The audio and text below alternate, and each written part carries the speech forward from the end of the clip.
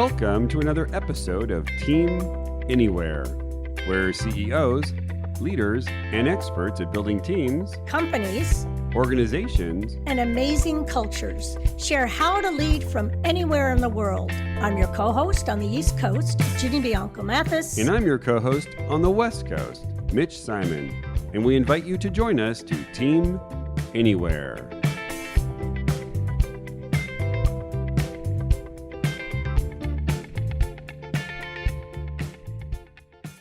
Today on Team Anywhere, we invite Bryan Ware, CISA Assistant Director for Cybersecurity and former CEO at both Digital Sandbox and Haystax. In this new world of remote teams, Bryan emphasizes the importance of transparency, intentionality, and over-communicating. Bryan insists that the most important thing you can have on a highly effective team is news traveling fast, especially bad news.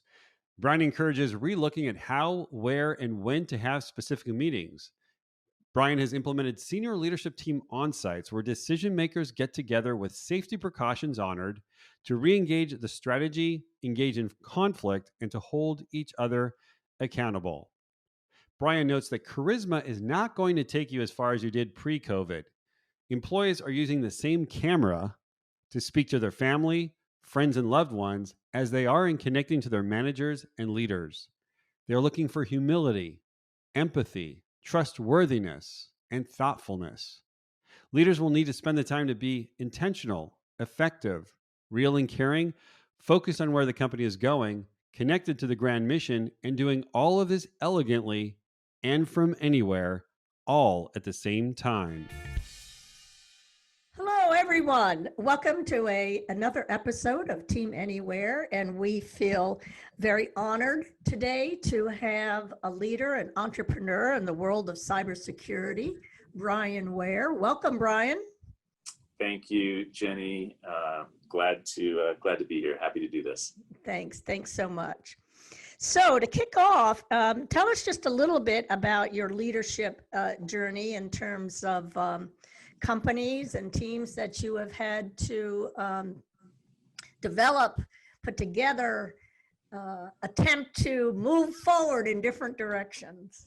Sure. Well, I'm an engineer by background, and so I started out like a lot of engineers do as an individual, and then leading projects, and then leading small teams, and pretty early had the opportunity to start a company. Which really was a project and an engineering team, much more so than a traditional CEO role. Venture financed that company, a company called Digital Sandbox, and we did pretty well. We created a really interesting niche capability that we were highly regarded in. So it's a very high performing team, a very mission focused team.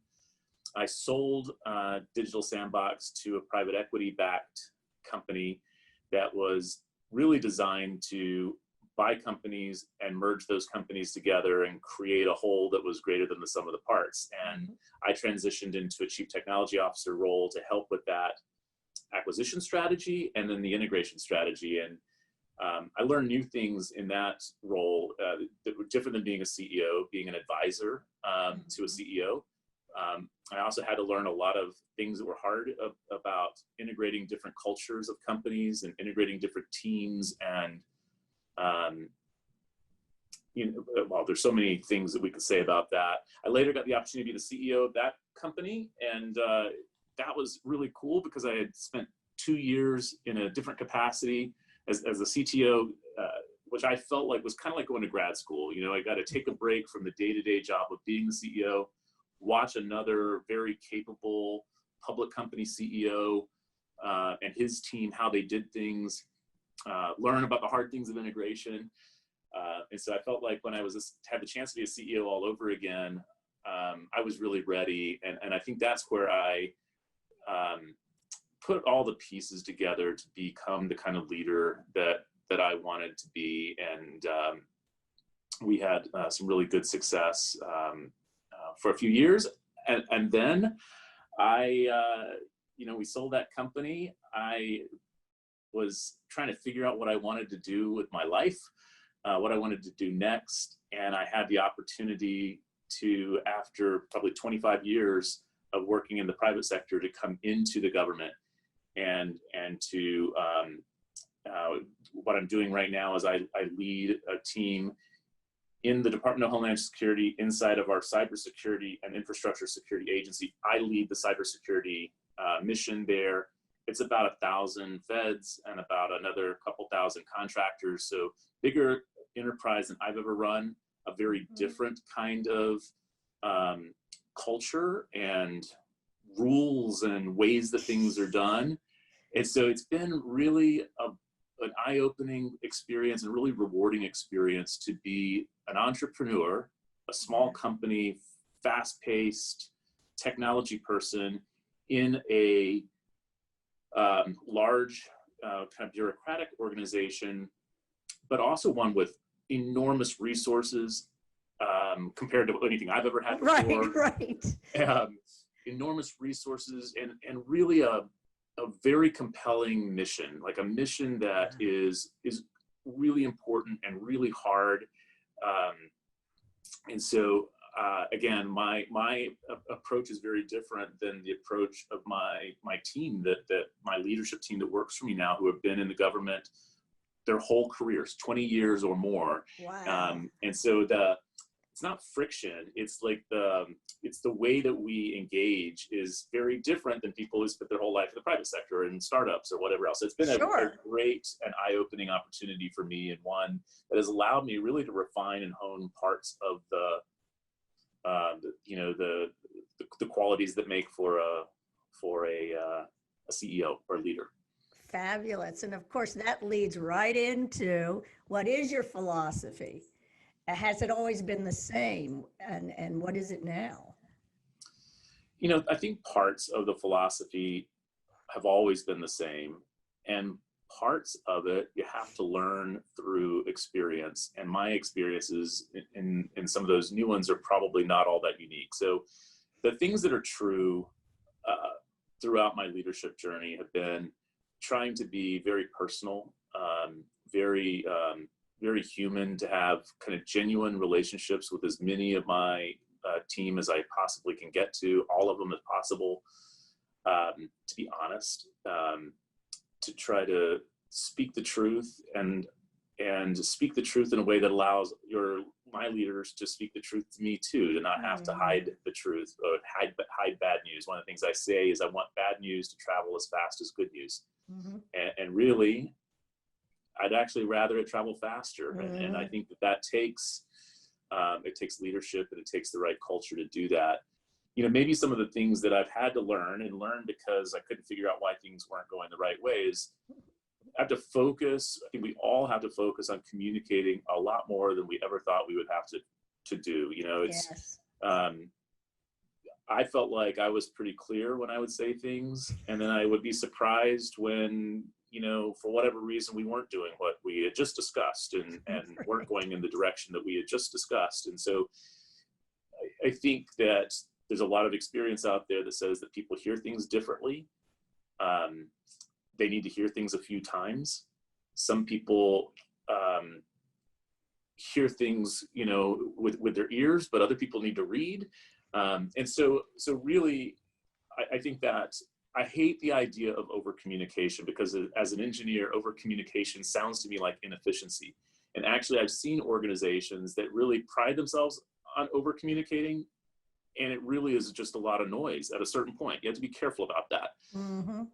But under-communicating is way worse. Right. It's way worse. And so I think whatever feels to me like I might be over-communicating is probably a lot closer to just about right. And so I think that's one of the hallmarks. And I'd say the last thing, and there are all kinds of ways to make a living, and there are all kinds of ways to make a difference. But I really strongly believe in doing something that I'm passionate about, that's going to move the needle. And I'd rather do something that I'm passionate about and is going to have an impact than to do something where I can make a good living or build a big company or build a big team or whatever. There's all kinds of considerations that drive and motivate a lot of people. But I find that it is easiest for me to be a leader when I believe that what we're doing has to be done. When I believe that it is so important that we get it right. And I felt like I was leading a team that was indistinguishable from any others, that the work that we were doing was not differentiated from any others. That wouldn't be particularly satisfying for me. But it also, you just attract different kinds of people when you're getting people to buy into to a vision and to a mission, and that's powerful and compelling. And that's the spot I'm always trying to look for, right? Not that. Fabulous. Yeah. Well, Brian, Bryan, let me ask a question. Yeah. How do you keep people connected to the mission when we're now completely distributed? Is it easier when you're in the room with people? Is it not easier when you're distributed? And then what practices are you taking on such that people don't forget the mission? I would just imagine in what you're up to, which is, keeping the United States of America secure, that mission would be not a hard sell. Mhm. That's one thing. I'm just wondering how you keep people connected to that mission when they're, at home with their kids or their dog, but they're definitely not in the office with you. Yeah, I mean, Mitch, there's a ton to what you just said. I mean, there are a lot of people who aren't attracted to this mission for a lot of really good reasons. I mean, in general, you can make more money working in the government than you can somewhere else. In general, our technology is a little more out of date than you can get somewhere else. In general, we have a lot more rules and things that are harder for some people to feel like they want to live by. So not everyone is cut out for this job, even if they're technically right for it or care about it. And so I just want to park that as just, it's not quite as easy to get people to sign up as you might think. But the heart of your question, I think, is really important. Like, we are distributed. And the threats that we face, the things that we're trying to do, they're not slowing down. If anything, there are more of them faster. And I think that you would logically believe that when you're in a distributed operation, when you're in a different than your normal operation, that you as an organization, we would slow down. And that can happen. And we can't afford to slow down when the job that we have is speeding up. That mismatch causes problems, right? And so I think that in the heart of your question, there's a conflict between a number of different things. On the one hand, we can't have all those little interactions that keep everyone on the same pace and knowing what everyone's doing, because we're bumping into each other, around the coffee pot or on our way into and out of a meeting. Those are harder to do. On the other hand, though, none of us as individuals can do all of the things that we used to do. We as individuals and as small teams, and hopefully as a whole organization, say, you know what, right now, some of those nice to haves, we're just not going to get those done. We're going to focus on the gotta haves, the things that are critical, the things that are most important. And I think that we forced ourselves to simplify. We forced ourselves to focus on what really moves the needle. We should probably be doing that all the time. Mm-hmm. But when you run into a resource constrained environment, that's the logical thing to do, right? You just constrain with the resource constraint, you constrain the things that you're going to focus on. And right now, our resource constraint is just that we don't have as easy access to all the people and all the tools as we used to. So like, what are we going to make sure gets done? And in those constraints come huge opportunities, like focus, right? Focus is a way to win. Focus is a way to make sure that you're not doing those things that, we're not as essential. And I think that by simplifying our focus, we've got a lot better alignment of our leaders to the mission. And my expectation is that my leaders are carrying that down to their organizational leadership teams and all the way down to just that individual performer. And so it's some of my thoughts to that issue. We'd like to take this opportunity to thank our sponsors: Marymount University, Arlington, Virginia, School of Business and Technology, innovative solutions upskilling for the what's next economy at marymount.edu. And Oyster Organizational Development, dedicated to higher performance, business success, and leveraging teams. They can be found at oysterod.com. And finally, WeJungo, designing customized talent acquisition solutions at jungo.com. We're all trying to manage our complex lives right now in ways that we didn't fully anticipate. And so you may not choose to turn that on. And I had to, as a leader, I just had to direct it. I just had to say, finally, guys, this is what we got to do. And I believe that it is and will continue to pay dividends. We want to still be, we still want to be people with personal connections to each other. And I think that seeing is a big part of, adds a lot to just hearing and speaking. Right. No, for sure. So there was another, and yet you keep marching on and trying to create the team and work with the team to have that more of the personal touch. So you said you started to have insight meetings. Yes. Describe those a little bit. Yeah, so there are some things that I feel like still we did better when we were all together. I'm sitting in front of my whiteboard. I love getting, I always have my whole career, I love getting engineers together around a whiteboard to diagram out a hard problem and to understand it and to argue about it. And I've done the same thing with, how to make a winning proposal or how to present our financials to an investor. This idea of the whiteboard in the conference room and getting around the table is kind of ingrained in the way that I have solved hard problems through my career. And again, I'm not alone in that. So I long for that, but we can't do it all the time. So we have to find virtual ways to solve hard problems together while we're not in person together. But as we've gotten a better understanding of how the virus works and how the virus spreads and ways that the kinds of protections we can take in place, I started thinking about what we used to do in the good old days where we'd have a quarterly offsite meeting. We get the whole leadership team together for a full day.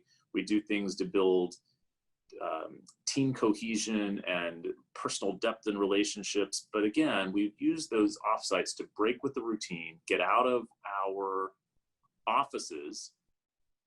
Even if we all had offices side by side, get out of those offices and get into a place where the distractions were gone, the common environment was gone, and we could think differently and think differently together. That was the whole idea of the offsite. So what we're doing now, I've started monthly on-site meetings for my leadership team. So we're coming together to calibrate on our strategy and hold ourselves accountable for the execution of the strategy. And the interesting question is, well, why can't you do that remotely? And I think you can, except I want people to be able to break, get out of their house, right? Get out of that place where you were, change the scenery, remove the distractions, and then we have that opportunity to have a bit of, it brings back the actual in-person water cooler conversation between the breaks and everything else. And I feel like there's some, there's different members of my team have more or less caution than others. And I completely understand it. But by the way, our meetings I don't even have to use the words strongly encourage or anything else. It is okay if you are not going to come to this meeting because you have a compromised immune system or your spouse or your whatever. That's fine. But my expectation is, and what we've had is almost everyone in the leadership team has come together and we're sitting far apart, talking through masks with muffled voices. But I feel, and maybe it's an emotional feeling more so than an intellectual feeling, I feel like when we leave those on-site meetings, we have a better understanding. It's an easier place, particularly to raise conflict or contentious issues. It feels like it's a little easier when you can fully read the body language. And not that we have a ton of conflict, but we have issues that we've got to address where there's no clear indication that this is right and this is wrong, or we have to go this way, we can't go that way. It takes some back and forth and argumentation to get there. And I like dealing with things on a day-to-day basis through Teams and through emails and through small meetings and regular meetings. And I love getting together on this once a month to say, all right, how are we doing? Let's unpack it all and let's put things back together. Right. Yeah. folks are saying that they have and do need to build in some of the face-to-face times, but then that also means reorganizing somewhat, highly using chat, for example, during those meetings, so other people could listen and add voice and, in fact, bring up some of the conflict things because some of the people in the room aren't. So again, all of these nuances and let's try this, let's try that. Mitch? Yeah, Brian, I'm really intrigued by that solution. It kind of connects to the last podcast that we did. It used to be before COVID. If you're familiar with Patrick Lencioni at all, Brian? I'm not a very smart man, Mitch, so no, I'm not. Okay, all right. Anyways, but I'm willing to learn. All right. So Patrick Lencioni who's a very smart man. He basically said, you'd have your stand-up meetings, you'd have your weekly meetings, and you'd have a monthly, more of like a strategy meeting. It seems like now, Brian, at least what you've done is you'd have certain meetings that you're going to have when everyone is just distributed, like at your house. And then now what you're saying is, but what we're also doing is every month we're coming together with masks on, So I'm wondering, do you then in your head as an engineer think, so there are certain conversations we would actually now have that we would do over Zoom let's say every day, every week. And then there would be certain conversations we would have in person. And because we're in person, that would pretty much categorize the types of conversations that we actually would have. And I'm wondering if you have given any thought to that, or have just come by it organically with what type of conversations we would have over Zoom or Teams, and then what kind of conversations we would have when we actually are in a room together. Yeah, I mean, some of it is that there's no clear pro or con between one or the other necessarily. But my view is that things that we do routinely, things that we do on an everyday and an operational basis, we should do those remotely and distributed. We should make them formulaic, and I don't mean formulaic in a bad way. I mean procedural and systematic. I personally hate reviewing complex spreadsheets on a screen. And other kind of things. I feel like I need to see them in paper. Paper is harder to come by in the home than it was in the office. I realize they're home printers, but still. But realistically, the hiring spreadsheet that I see every week, that meeting on how we're doing on personnel, that's easily done. It's a status update. It's a simple decision. It's a simple review. It's the approval of something. All those operational things, they need to be systematic and reproducible, and they can be very conducive to telework. When we want to make bigger decisions, when we want to hold ourselves accountable, when we want to try to brainstorm and think of something new, I could also do that I could do that remotely, but I think that there's additional benefit to breaking the space, to changing the space. There's additional benefit to seeing more than the face of the person, there's just so many things that are better. And so I wouldn't be particularly in favor of just using that time to just review basic stuff. Right. Or to spend a half a day doing 8 30-minute meetings. That also wouldn't make sense. 30-minute meetings are perfect for video conferencing, but 4-hour meetings are not. Right. 4 hours is too long to sit behind a little screen for most things. So that's kind of how I'm thinking about it. There was something too that I think you both touched on. I do want to just mention the problem with physical space that we didn't used to think about as much, but we think about now, is there's only so many people that can fit into it, right? There's really no limit of people who can fit into your virtual space if you choose. And even my biggest conference rooms, our training rooms, once you start putting people 6 feet or more apart, there's only so many people you can get in there. And so it's not just that we have virtual meetings or we have in-person meetings, they're the hybrid meetings. And I think that this is part of what we're all going to need to do. When we're in our leadership on-site, we still use Teams to bring in our remote rest of the leadership team. So I call them subdivisions. I want my subdivision leaders and their deputies in person if I can, but they all have branch chiefs and others who need to hear parts of this discussion, because if they just hear the result of it, they didn't see all the sausage making that got us to why this is the right answer. But they don't have to be in the room for that. They can come in through Teams. I think this is an area that needs, at least on our side, that is an area where we can improve the technology a bit. We need to make that virtual hybrid experience more compelling to the people that are, that are just coming in through a screen. And I know it can be done. It's just our space hasn't been set up as well for it as I would like. Right, catching, the extra technology, the visuals, right? All that. I remember you once holding a meeting, all staff meeting in another company, and you had like 8 screens up, right? Because you wanted every face or combination of faces. And at that time, that's all you could do. Yes. Yeah, that was because you could only fit so many people in the room, and so you wanted to replicate, right? Yeah. But this is the same thing, but very, very different. All of the people are distributed all over the US. Yeah. How can we make them a part of that? How can we better make them a part of that meeting? And so, when you think about the way you set up your boardroom or the way you set up your training room, you maybe didn't really set it up with that in mind. Right. Some companies did, ours did not. And so we just need to retool it to make that experience better for our remote folks. And that's where real estate comes in too. Yeah, it's real estate, it's technology, and it's being intentional. I think that's the other thing. You're right, Bryan. Like just now, focusing on, I want that kind of meeting to be the best it can. That kind of brainstorming around that will be fabulous.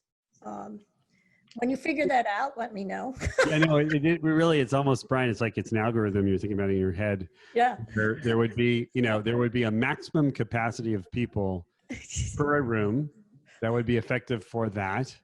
And then that's about it. Once we hit that number, whether it's 100 or 125, then we really don't need any larger rooms, because we could mix the technology of online with, let's say, your subdivisions who could, sit in a room with another 50, 75 people somewhere else.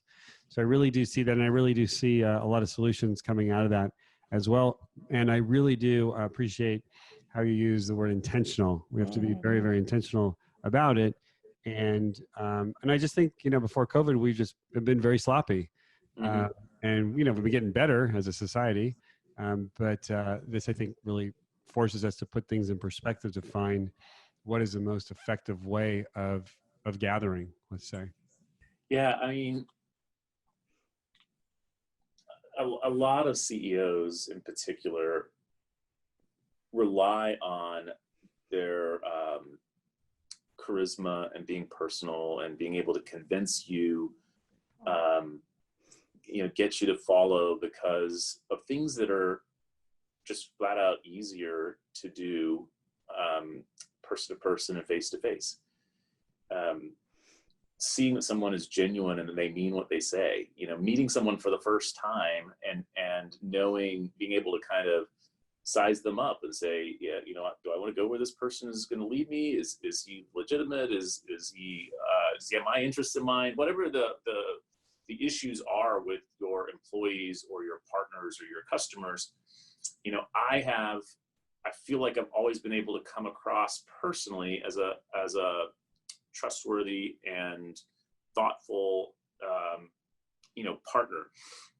Now, when you are only meeting people for the first time virtually, and particularly when it's without, video or whatever, it's harder for those things to come across. This is like, it's kind of like, those are my signature strengths that I've relied on so much to get so many things done, that now I have to realize, well, I don't have those in quite the same way anymore. So maybe I can't spring something on people in a meeting like I normally would have been able to, because I could have persuaded and everything else. Maybe I have to send out, these are the 3 things I'd like to discuss or come to agreement on in advance. By the way, you know this about me, Jenny. I hate that part because it feels to me, it takes more work. like it takes more time. But I'm finding that my extemporaneous skills that I've relied on for so long don't translate as well into this environment. And honestly, had I prepared better for meetings before and communicated better before, and by the way, agreeing and documenting after, had I done that in prior to teleworking all the time, I would have been way more successful. I just didn't have to do it then, right? That's now I right. have to do it. So the environment is forcing some new behaviors. Indeed. I love how you stated it all well. I relied on them. Now I go to those strengths and whoops, they're not as effective. But let me give you a piece of feedback. Uh-oh. So here you are, and we're talking, and I find you to be compelling,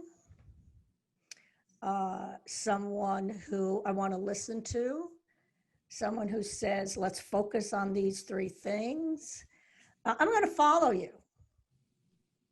So what do you think that is about you? Because there is still something in this particular environment. Yeah, I don't know. I mean, I think that you have to have something interesting to say to cut through the noise of, I mean, this screen and the conversation we're having it's the same screen that people look at their Facebook, the same screen that they stream their news or their Netflix or their whatever it is. So right. The competition for attention is harder. So you have to say something that's interesting. And I think that people have to say something that is credible and trustworthy. And when you do, when there's that honesty, maybe some humility, and then something interesting to say, you can get people's attention, and you can get people to follow you. Maybe that is one of the hardest things right now, is to realize that the same screen that we're hearing our boss through, or hearing our employees through, is the one that they're getting, their family connections with, and they're streaming and everything else. That distraction probably makes your content and the chemistry that you have all that more important and all that more compelling. Mm-hmm. I think what you're saying, Bryan, is that if I'm talking to my grandpa and my parents and my cousin through the same medium, then you as a leader better show up kind of like my grandpa, my parents, and my cousin. Because if you're coming off as something completely different, then it just doesn't make sense. Yeah. You I haven't given that a lot of thought, but Mitch, I think that's right. I mean, you can't just come across as the boss. You can't just bark out orders. Yeah. You know what I mean? Yes. If you do, you're not likely to be heard in the right way, and you're not likely to get the engagement and response that we needed to get. I mean, I feel like many of the things that we are trying to do as kind of broader knowledge workers are a bit harder to do in this environment. So yeah, you better come across as some combination of understanding and empathetic, as well as candid and personable and truthful, and realize that everyone's highly distracted. So let's get to the point. Like, what is it we're trying to do? Let's simplify, focus. Yeah. So you mentioned that you're very extemporaneous, very improvisational as personality. And then you said, but I probably also need to be on the other end to be more intentional before, let's say, a meeting. What would be some of the things that, if you have a meeting coming up in your mind, what would be some of the things that you would start to think about such that you would have the impact that you want to have through the video that maybe you wouldn't have thought about before when you didn't have to do it through video? Yeah. So, I've always been very intentional, but I've been able to have roles that allow me to use some of my personal qualities to feel like I was preparing every minute of every day so I could walk into any room extemporaneously, right? So I think there's, I guess what I'm trying to say is, you can be extemporaneous and intentional. Extemporaneous doesn't mean unprepared. Extemporaneous doesn't mean whimsical or, show me what you got. But I do think that, so this is a bit harder. Yeah, you can't quite read the room. You can't. It's a little harder to whiteboard something out, even if you're using technology. And so, what I'm having to do is set clearer expectations for meetings. This is what we're going to do in this meeting. This is the result that we want to get to at the end. Do that fairly well in advance. And I find myself several times today kind of stating up front, this is where I'd like to be at the end of this meeting. Again, you would have told me in January before all this COVID stuff happened that would be a good practice, but That's right. it's a more important practice now. One of the things that you guys have brought up with me, and I have been reflecting on this the last week, is we can't be so intentional about the meetings, and I can't dislike the round robin so much that we don't have just the incidental conversation. Right. Because then we lose, for whatever we picked up by seeing each other's faces, we lost the serendipity of some interesting idea, or the empathy with one of our coworkers, challenging personal environments, or just the quick little updates. And so we're trying to, I'm encouraging people to come to their meetings a few minutes early to replace the time that we would have spent gathering in the hall. Right. And we're trying to encourage some meetings that have no particular agenda, not all that frequently because they're hard to do, but frequently enough that we can just raise things. From what you've just said is, really appreciate the way you look at it as an engineer, is that what your job is as the president or CEO or whatever your title is today, entrepreneur, is to really make visible where we're going over the next, let's say, 5-10 years. Both from what we're going to be doing, and also just how we actually behave in the organization. And if I am sitting, let's say 4 levels down and maybe 4 continents across, I need to have as visible a picture of it as you do. And that, I think, is what is going to be separating, let's say, the men from the boys or the women from the girls right now, in terms of companies that are really going to get it right, because we're not together as much. And even though that we were together, many leaders still didn't have a good way to transmit their information. Right. But certainly now, it really is important that picture is there, because, for the most part, in today's world, Brian's never in his office, or even if it is, it doesn't matter, because I don't even know where your office is. I do want to know what you're thinking, and I do want to know where we're going, and I do want to know how I am a part of where this company is moving. Well, Mitch, I appreciate you calling that out. You're, in the way of another story, you're reminding me that my previous board chairman pulled me aside one time after a particularly difficult board meeting, which was like all of my other quarterly board meetings, where I was behind on some part of revenue and behind on some part of the product.